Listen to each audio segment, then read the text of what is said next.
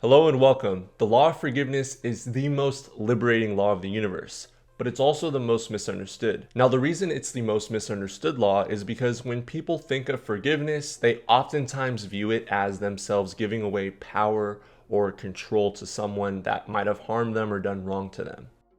But this couldn't be farther from the truth. True forgiveness is literally the most liberating thing you can do. And I'm going to prove this by the end of the video with scientific research from Princeton University, as well as from Johns Hopkins, where they actually take participants, put them in a lab, and they examine how their thinking affects their body dynamics and their structure and what they're feeling, an internal subconscious level, and how their thoughts and their repetitive thinking habits contribute to what they actually experience as pain if it's guilt they're holding on to in their physical bodies, which can actually manifest into cancer or dis-ease. You're not at ease because of your habitual thinking patterns. The main thing I want you guys to understand with this video is we have the power to not let our past control our future. Now, there's certain things from our past that are controlling our future that literally we can't change anymore.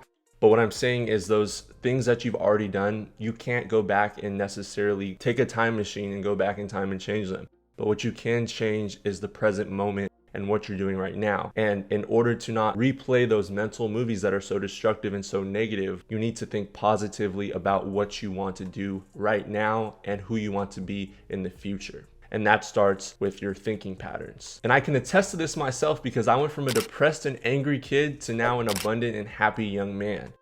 In addition to this, I'll also be reading from Dr. Raymond Holliwell's book, Working with the Law. This is one of the best books you can read when it comes to working with these laws and how to apply them in your life. And this book has helped me immensely, and I'm sure it will help you. So no further ado, let's dive into what the law of forgiveness is. So Dr. Holliwell states in his book that scientists accept the truth that the body of a human is moved by the mind, that all its functioning is governed by a ruling thought. Whether that thought is subjective or objective, whether it's conscious or unconscious, those who study the mental processes find that all the conditions of the body are created and caused by the mind. It is known that creation in every form is governed by and subject to a law. Hence, when one misuses, inverts, or violates a law, this mistake is called a sin. So it's probably been a while since most of us have heard the word sin and what exactly that means. I know the last time I probably heard it was either when I went to Vegas or when I went to Sunday school. But Dr. Holliwell explains that a sin is just a mistake or an inversion or a misunderstanding of the laws of the universe. Now, a lot of us don't understand what these laws are. That's why I've been making so many videos on what these laws are, because once you truly understand them, they really can assist you and help you on whatever it is you're trying to bring into this reality. But whether you know it or you don't know it, and this sounds kind of bad, but the universe doesn't necessarily care. It put these laws in place and they guard and they protect this environment that we live in from us violating its laws. Because ultimately this reality we're living in, when they break down subatomic particles, it's just a mass of vibrating energies that are being operated through spirit, which is where we came from before coming here. So I'm not saying the creator of the universe or God doesn't care about you, but he did put these laws in place in order to basically create a perfect natural balance and system of order, which unfortunately the people that are in charge have perverted and twisted in their own way to serve their higher purposes, and that's why we see a lot of the chaos going on. But at a fundamental natural state, the way it's supposed to be, if we all lived in harmony with these principles and these laws, life would be amazing. And Holliwell goes on to says, therefore, forgiveness and repentance are the only means available to alter and correct that mistake, or this can be considered sin. So in order to make this more clear to you guys, I'm sure a lot of you guys can relate that are watching this. I came from a family that went to church on Sundays. So naturally, when I would go to church, my parents would go to the main service, I was taught by my Sunday school teachers that the wages of sin is death. So naturally as a kid, I was very strong-willed and mischievous. I always like to push the boundaries just to the edge, just to see how far I could get and then back up or just see what happens.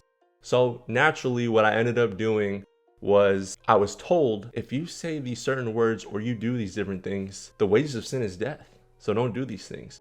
But in the back of my mind, being the rebellious kid I was, I'm sure some of you guys can relate that are watching this, I'm going to do those things regardless and just see how it feels. Because why not? It sounds like fun things. So I would say, or I would start to do those things. And I actually ended up liking some of them. And then I realized I'm still alive. I'm still kicking. I'm still breathing. So guess what? I'm going to try this again. Oh, I'm still alive. I'm going to keep doing it.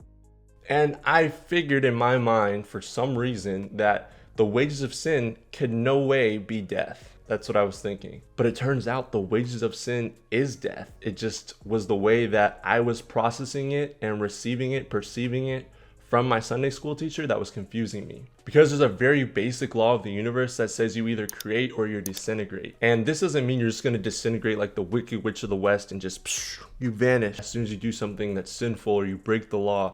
No. What it means is you're either going forward or you're going backwards. You're either moving ahead in life or you're regressing and you're losing progress.